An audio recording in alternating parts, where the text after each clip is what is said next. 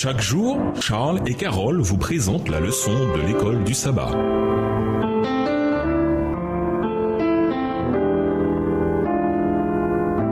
Bienvenue dans votre émission. Dieu nous parle. Nous voilà à la leçon de lundi, remplir ses greniers. Lisons Luc 12, versets 15 à 21. Quel message y a-t-il pour nous ici?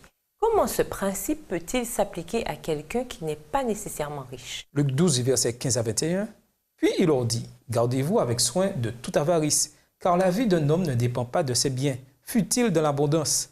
Et il leur dit cette parabole, les terres d'un homme riche avaient beaucoup rapporté, et il raisonnait en lui-même, disant, que ferai-je, car je n'ai pas de place pour serrer ma récolte?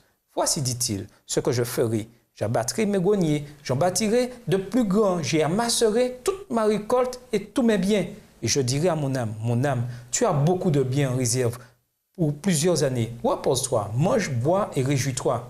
Mais Dieu lui dit, insensé, cette nuit même ton âme te sera redemandée. Et ce que tu as préparé, pour qui cela sera-t-il? Il en est ainsi de celui qui amasse des trésors pour lui-même et qui n'est pas riche pour Dieu.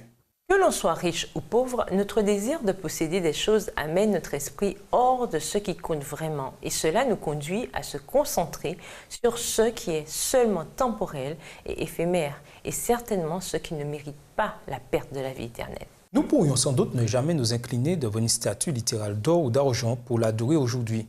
Néanmoins, nous pouvons être toujours en danger d'adorer l'or et l'argent juste sous une autre forme. Cette parabole est donc applicable dans de nombreuses régions du monde où la vie est consacrée presque exclusivement à l'acquisition de biens. Les détaillants ont transformé la vente de leurs produits en une forme d'art à l'échelle mondiale.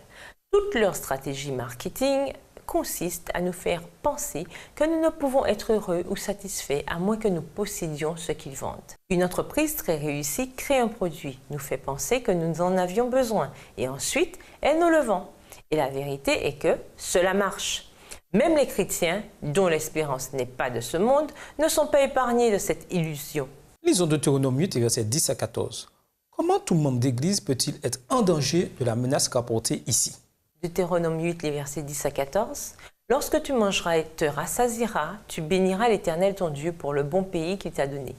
Garde-toi d'oublier l'Éternel ton Dieu au point de ne pas observer ses commandements, ses ordonnances et ses lois que je te prescris aujourd'hui. Lorsque tu mangeras et te rassasieras, lorsque tu bâtiras et habiteras de belles maisons, lorsque tu verras multiplier ton gros et ton menu bétail, s'augmenter ton argent et ton or et s'accroître tout ce qui est à toi, prends garde que ton cœur ne s'enfle et que tu n'oublies l'Éternel ton Dieu qui t'a fait sortir du pays d'Égypte, de la maison de servitude.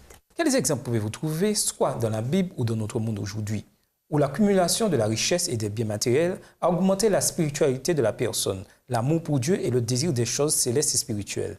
Veuillez partager votre réponse avec la classe. Au revoir. Et à demain si Dieu veut. Dieu nous parle. Chaque jour, Charles et Carole vous présentent la leçon de l'école du sabbat.